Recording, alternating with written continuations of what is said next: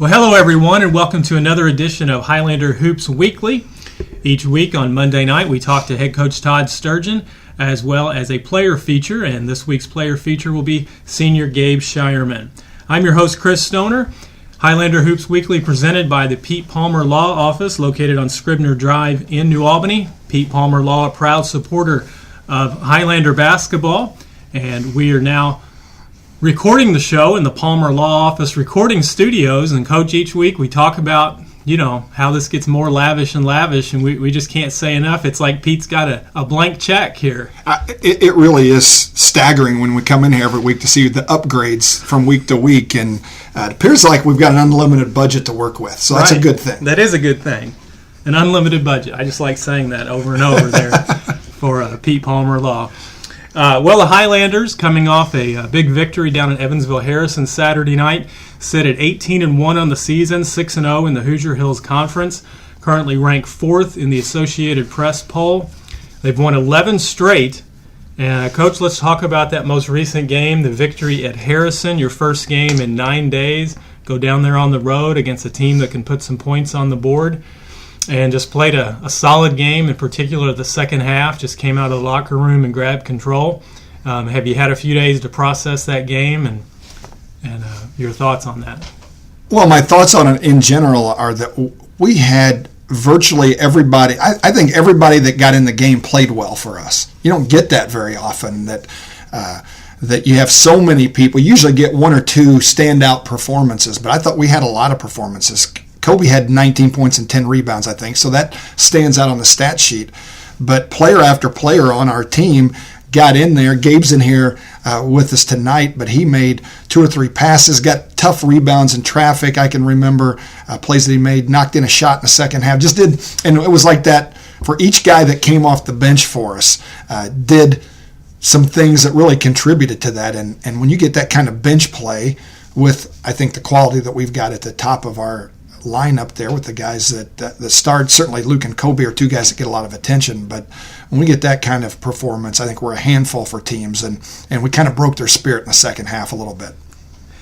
So we talked about last week how you were going to handle that 9 days in between games, the Bedford game on February 1st, and then down at Harrison Saturday night on the 10th, and now you've got, counting the Harrison game, or starting with it, 5 games in 12 days. You've got 3 games this week. Tuesday night at home with Brownstown, on the road Friday at St. X, and then Saturday night at home, which will be senior night, against Bloomington North. So the transition, the shift of gears as coaches, how did you handle today's practice, but with a game coming up Tuesday, and then how will you handle the rest of the week? Well, there's, it's not a science. You're guessing, playing a hunch, trying to read your team a little bit on the best approach. You don't have to be a genius to figure out if you have 3, or we're in the midst of 4 games in 8 days. It's probably not a good time to have 3-hour, full court, physically demanding practices. We may not have much left by the end of the week. So we're not doing it that way. We're trying to go shorter, not doing as much live work, but you need to do some of that. And you got to stay sharp, so it's always a balancing act. Again, we've got a lot of guys that can play, so we're not just counting on 5 guys playing the bulk of the minutes, and so I don't think rest is as big an issue with our team. Plus, we've had several guys with illness and injury who have missed games, so I think we're pretty fresh right now. We look like we are at least mentally fresh Saturday in Evansville, and so hopefully that's something that we're still excited to come to practice and keep working to get a little bit better. If we can do that, then the teams that keep really working and taking advantage of practice and taking advantage of the opportunity to improve right up through the postseason, even during their postseason practices, those are the teams that usually do well. So hopefully we can keep that sort of attitude on our team. Well, your opponent tomorrow night on Tuesday is Brownstown Central, and they really fit the mold there of about your last 25 words, a team that for years now get better throughout the season. They're usually playing their best basketball in February going into March. This year they're 14-5. They've won 7 of their last 8. One thing I did notice on the stat sheet is they're not scoring as many points per game as they have been. Their defense has been pretty darn good, giving up just 49 per game. But the win column is still high, like it usually is with Brownstown. Can you talk about what you know about the Braves, and are they a different type of team based on those offense and defensive numbers? Well, yes, they are a different type of team as far as their emphasis. They're not playing at quite the quick pace. They've really, the last few years, they've been so good the last few years and had a lot of different weapons. So they have a different team, so David's playing a little bit differently with this group. What's the same is how well they're coached, how disciplined they are. They have a defensive game plan that offensively they're going to play in a way that's going to give them the best chance to win. The right guys are going to take the shots. They're not going to turn it over. And they're going to fight you for every inch. You know, I was getting on our scout team today in practice that they were letting cutters come to the lane. I'm like, Brownstown's not going to let guys just walk around like that. There's going to be a body on you. They're going to be physical to the point of just right up to the edge of being dirty. But they're going to compete hard. They're not big. I mean, they may not have, if you got everybody in their bare feet, they may not have a guy over 6'1" on their team. And, of course, some guys on our team have some inflated sizes, too. There, we won't mention any names, Matt Weimer. But so they're not a big team, but they are physically strong. They've got they're an outstanding football program and weight training there, and so they're going to have strong guys. And I just have a lot of respect for their team and David and his staff and how they prepare. It'll be a difficult game for us. You had to drop Weimer's name as far as inflated. I thought I heard at a road game this year they announced him at 6. I thought I heard 6'4". I've heard 6'3". Yeah, it might have been my dreams, but I thought did he slip the PA guy a 50 or what happened there? Well, he's not above. I think he's a little too tight to 50, but I'm not. I wouldn't be surprised if he went over and the guy wasn't looking and erased and marked a larger number there beside the 6. Maybe you put a hot dog there and be like, yeah, right. Don't know how that got there, but if you exactly, want, I'll be 6'3". Exactly. Right. Well, hey, speaking of Brownstown Tuesday, home game. Your team's won 16 in a row at home dating back to last season. Is that something that you talk about during practice? Are you the type of coach that mentions that to a team? Like, hey, remember, we've won this many in a row at home. You don't want to break that streak I can't tonight. Remember, Gabe. I don't think I've talked about that as much this year. One reason, when I first took over the program, I made a big deal out of it my first year or two because I said, until we start taking care of our home court, we can't build the program. You got to win at home and then get as many as you can on the road to start being, to challenge to be one of the better teams. Honestly, I don't mean this to sound arrogant, but we felt like we can win every game this year. And so we've just been taking one opponent at a time and trying to knock them down and continue to improve. So we haven't talked as much about that, but it's critical. And 16 starts to sound good. I'm a little spoiled. My college coach was always a big believer in that. And at one time, we had the longest win streak in the country at 62 at DePaul. And so I do think that's important, and I'm glad to hear. But there's a lot of things that go into that. One is our team is good and has been for a couple of years. 2, our students have really created an atmosphere and an environment. The Kilt crew, those guys have gotten into it. And so all of a sudden, when visiting teams come in here in the second half and they're shooting free throws into the Kilt crew, it's not quite like it was 5 or 6 years ago around here. Right. And so those guys have played a hand in that. And administration and in getting things ready, our pregame and all that goes into that makes it exciting for our guys and makes it a tougher environment. We've had better crowds from a number standpoint and also from a participation standpoint. Cheerleaders, band, all that plays a role in that. And but the most important thing is that our team takes care of their business, and then those edges there, things that make it a little bit better. In fact, we just played Harrison. It reminds me, last year we had an overtime game with Harrison, and they had the ball with a chance to tie late in the game, and our fans quick counted them. They counted down the time incorrectly so that their kid shot like 3 seconds early. and took a tough, guarded, deep shot when they still had 3 seconds left. And so that's the kind of role that your home crowd plays in that. So there's a lot of things in that, but winning at home is a big deal. Well, Friday, a road game, and a tough road game at that, over at St. X. We assume they'll be big and physical, like they are almost every year. I know you don't like to look ahead, but could you give the listeners a little sneak peek of what to expect from St. X? Well, we know it's senior night. We know because of Goldman's relationship with the Kiesler family, and Pierce Kiesler lives here in our school district and goes over to St. X. So our guys know him, have hung out with him, played AAU basketball with and against him. So he's a 6'7", 225-pound guy. We know that. Coach Miller's the advanced scout on that. He could tell you more about those guys. I don't know. What I do know is we're going over there, and it is a midweek road game, senior night. We'll be going into the Lions' Den over there, I'm sure. So I'm excited about it. I think it's a good prep game for us to get us ready for sectional time. Well, hey, let's bring in our player feature, senior Gabe Shireman. Gabe, thanks so much for joining us. Gabe is senior guard on the Highlanders and filled out a little questionnaire for us. Just like to let the listeners get to know you a little better. Favorite school subject you have down history, is that because of Coach Sturgeon? Actually, I didn't have Coach Sturgeon. So that's why it's your favorite subject. No, nothing like that. But no, I had Mr. McKay. I had him for U.S. history and for World War II, and it's just something that's really interested me. So, is there? You mentioned World War II, but is that your main interest in history, or do you have a different period? I mean, I don't really have I guess the wars is probably the most interesting to learn about, but just kind of history in general, I just like learning about it. Now, that's one thing that, and I'm sure your coach, being a history teacher, can attest to. As you get older, if you like history and the wars and you know the dates and the years of when they are, your peers won't. No, nobody else will they, Coach? No. You say 1861 to 65, and they look at you like, well, what was so special about that? Was the car invented then? They have no idea, do they? So you can seem really smart to everybody else. Right. Yeah. December 7th, 1941, they have no idea what that means anymore.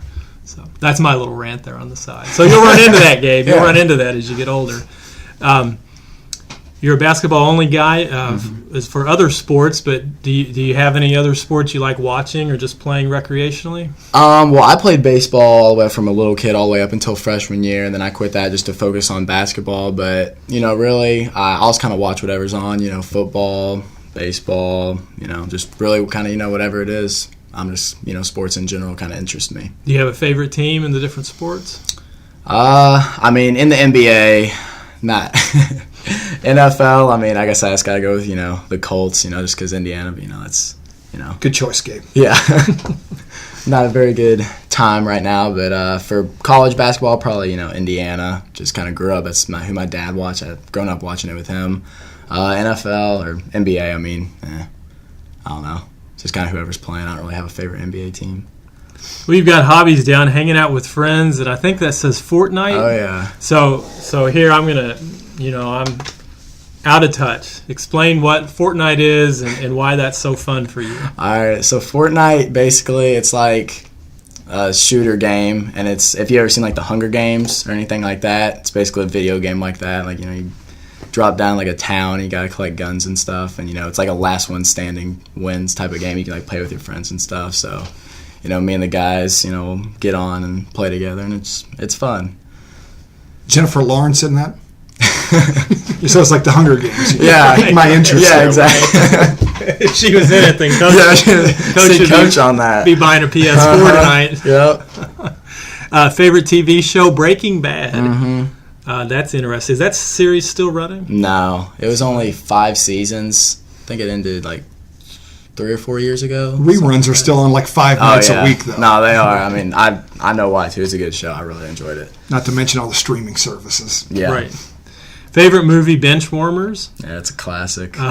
Well, for me, it's a classic. Yeah, we wouldn't go that far, but we'll move over that. Yeah. Your favorite food, spaghetti? Yeah. So are you a pasta guy in general? Mm-hmm. Yeah, kind of like Italian. That's my thing, I guess. All right. Something fans may not know about you, are you a big video game guy? I mean, I wouldn't say big, but if I'm not, here at school or practice or something like that, or not hanging with my friends, and, just kind of hop on the PlayStation, kill some time with that. Gotcha. Favorite game of the season so far? Mentioned the New Albany game. Most guys have. And I'm glad you wrote that one down. Your favorite memory of your basketball career? I'll let you explain that in case anybody didn't remember that from last year. So, let's see. Last year it was in overtime, right? Or fourth quarter? I think it was Regulation. Regulation. All right, so it was in regulation, and I assume we're talking. I didn't see the paper. I assume we're talking about the Castle game. Yeah. So they came down and hit 3 or 4 threes in a row. We had a big lead in the second half. So we're down by 2, and we get the ball back, and we have 12 seconds left, something like that. Matt gets the ball in bounds and drives in, kicks it to me for a 3, and then I hit it, and then we ended up winning by 1 right as the buzzer ended. So I don't know, it's just kind of every basketball player's hit the game winner. Is that one where when you let it go, did you know it was in? Yeah. I mean, it tore the strings off the net. It was splashed down. Gabe's humble with this. We had a big lead in that game, played as well as that team could play last year against a Castle team that has, Jack Nungy had 18 or 20 points the other night as a freshman for Iowa playing in the Big Ten. And the Hemingway kid has Big Ten and ACC Big East offers. So they had 2 high major Division I players on that team, and we had them down 16 points, but then promptly squandered all of that in about a 5-minute period to the point where they hit a shot, Nungy hit a shot to take the lead. It would have been a bitter pill to swallow, and you never know how the team recovers from giving that game up. And so for Matthew to have the composure not to take a 4-shot, find Gabe, and then Gabe to make that shot really was the first time. That was the first stretch of us beating a top team in the state and us starting to feel you know what, maybe we can do something special around here. And so that, when I'm old and retired and thinking back on our program and the steps that we took to build the program here, that one might be the one where you say that's when we started to turn the corner and think we can do something better than just be a nice little local team. And after that shot, you just got mobbed by about 300 or more students. Yeah. Did you think, oh my God, I'm going to get my legs broken here? Or I mean, it was pretty heavy on the bottom. So I had Matt right on top of me, and we were both just getting squished, and it was I couldn't really breathe that much. I was just yelling, "Get off, get off!" My legs, I couldn't move at all. But it was an unforgettable moment for sure. But it was all worth it, right? Oh, most definitely. Absolutely. Most definitely. Favorite memory of Coach Sturgeon, the post-game talks, and I've been waiting for this, the sayings. Just, I won't go into too much detail. It's it's nothing bad. It's just he's got some funny analogies that he says sometimes. So a little dry humor that only maybe 1 or 2 guys get. Yeah, I don't know. Just staring at. I don't know. He's always got an analogy for something. It's just it's funny to hear sometimes. Well, you've pulled out. Let's see, Coach, country music this year, which was off the charts. Pun intended. Tennis. That was 10 feet tall and bulletproof, I think. That was it, right. And then Travis Tritt for you there. There you go. Had some tennis. Saturday night, the Kentucky Derby. We went horse racing the other night. So it's kind of the wide world of sports here, old ABC, Saturday afternoon. Well, this might surprise you, but I wasn't reading Shakespeare at Brownstown back in the 80s. So it was pretty much wide world of sports was it for me. Could make a really bad joke about the libraries up there, but we won't go that far since they'll be coming in Tuesday night. Your plans after high school, Gabe? You've got college and probably IU? Yeah, I applied there and I'm still waiting to be accepted, but if I do, that's probably where I'll go, study finances. Finances? Mm-hmm. Oh, okay. Do you have a goal after that as far as a career you want to hone in on? Not a specific one, just kind of see where I go, what kind of options are available for me after college. So good enough. I got to know here. Are all the guys going for the fluffy hair? Because Kobe leads the way, and of course Apple last year. He battled him with the fro, and you're getting a little. Yeah, no, I actually need to go get this cut. It's getting a little too wild right now. I'm starting to get called Q-tip on the team. So. Hey, I'm going to put you on the spot here. Did this to Evan Yeah. last week. And if you listened, you may remember some of his answers. But funniest guy on the team, who is it? Off the court, probably Brendan. That's a consistent answer. It is. It's pretty He's solid. goofy for sure. There's never really a dull moment with him. Who's the most talkative guy on the team? Brendan. Brendan is, Oh, yeah. okay. Outdoes Weimer? Matt, he's kind of, I don't know, like, he's either super talkative or, like, it's kind of like he doesn't really talk. I mean, it's kind of hit or miss with him. But Brendan, like, he's probably, like, off the court and stuff. He's goofy. What about the quietest guy? The quietest? Probably, man, I don't know. I mean, really, like, I'm like so good friends with all the guys. Like, I don't really see someone that's like quiet. Like, I've kind of Since Trevor's graduated, Yeah. the quietest guy, he carried that mantle for 3 years. So Yeah. that I'm not sure. We don't have many wallflowers on this team. We don't really have anyone that's like super like reserved or quiet. I mean, everyone's pretty open. I feel like everyone's real good friends with each other. Now, here's a new one. I didn't ask Evan this last week, but who can get the most intense in practice? Is there any guy that will just start yelling at teammates or, get a little extra physical in practice? I mean, I feel like it kind of determines like from practice, who's mad. But I feel like Matt can get pretty intense. I feel like, Evan, sometimes he gets pretty physical. But I think the most talkative, like the one who will like get into someone is probably Matt, if I had to say. Over the last couple of years, since Evan's not here, we can bring this up. There's no question the guy that has the most physical altercations on the team is Evan. Yeah. Now, is that because as a 6'7" guy, his elbows are just at the right height to find their way into the side of every player on our team's head at one point or another? I'm not sure exactly why that is, but so it might just be happenstance. But there's no question he's the guy that gets tangled up with the most people, both on our team and the opposing team. I don't know. I'd agree with that. Last year at Evansville Harrison, or 2 years ago at Evansville Harrison, he gets in at the end of the game and gets teed up for like getting into it. In like 30 seconds. Yeah, in like 30 seconds at the end of the game, gets tangled up with some dude, and they start like pushing each other, and he gets teed up. And he really hasn't been in foul trouble this year, which is kind of amazing. Because I thought at the beginning of the year, shocking. Yes. The over-under on how many games he'd foul out would be about 8 or 9. Hey, one last thing, Gabe. I want to ask you kind of on a serious note. Yeah. And Coach alluded to it at the beginning of the show about when you get this time of year, coaches often have to read players and, can we go a long practice without, them walking off the court hating it, or do we need to go lighter? Where is this team, in your opinion, mentally, still with a few weeks left before the tournament? Are guys still fresh and just can't wait for sectional? Are guys still looking forward to practice? Or where's this team right now mentally? Yeah, mentally, we've had the same goal in mind since the beginning of the season, that state. And we really, as the season's progressed, we've kind of, still stood behind that. And I think we still do, kind of like, what Coach said, we see every practice as an opportunity to, get in here, hone our craft. And, keep getting better every single day. So that way, ultimately, because we really want to reach that goal. And, for 6 of us, that's this is our last shot. So, why not?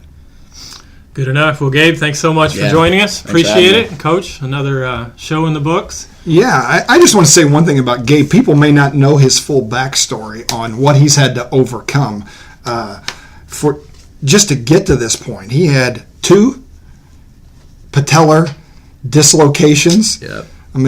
One of those, I can remember his freshman year at New Albany. Yeah. And that kneecap just laid over sideways. And then he had one the next year here running sprints. Mm-hmm. It was a non-contact. And so he's had to come back from all, a lot of people would just say, I don't want to deal with that anymore. And to come back from all that. And then what has happened, and this is a good thing, is as our team has gotten better, competition has gotten more fierce for playing time. And we have a couple of guys in Luke and Kobe who have played at a level, we don't ever want to take those 2 guys out of the game. And so now you've got 9 guys competing for playing time at 3 spots. Matthews kind of has a comfort level at running the point and getting us into stuff that he's kind of become an irreplaceable quarterback. And so now it's okay, now we got 8 guys at 2 spots. And so which if your job is to defend and rebound, you can get inconsistent minutes and perform at a high level. You just got to bring energy and chase the ball. That is possible. But to be a shooter who gets inconsistent minutes, and because of either matchups and how the other team's playing or whatever, to be a guy who is trying to make shots and but isn't getting routine touches. I think that's the hardest job in sports. I always said that being a pinch hitter in baseball and being a shooter off the bench, or even a start, and Gabe's done both of those things. He started and come off the bench. It's certainly the most difficult job in basketball, and then to be able to deal with the ups and downs of that, and still maintain a positive attitude. And he's had his best week plus of practice and things of the whole season. And I think he's just on the verge of maybe jumping up and doing some fantastic things here as we go down the home stretch. So the people that listen to this, I don't know if they know how much he's overcome just to get to this point. And it's really a remarkable story. And as we said, when we tell the story of the last few years, that shot against Castle is going to be the starting point for the story. Good stuff. Well, guys, thanks so much for joining us. Thanks, everybody, for listening. Be sure and support your Highlanders this week. Tuesday at home with Brownstown Central. On the road Friday, but not too far, just across the river at St. X. And then Saturday night will be senior night at home with Bloomington North. A 3-game week. For Coach Sturgeon and Gabe Shireman, I'm Chris Stoner saying so long. Another edition of Highlander Hoops Weekly in the books, presented by Pete Palmer Law Office. Palmer Law, a proud supporter of Floyd Central basketball. Until next week, so long, everybody.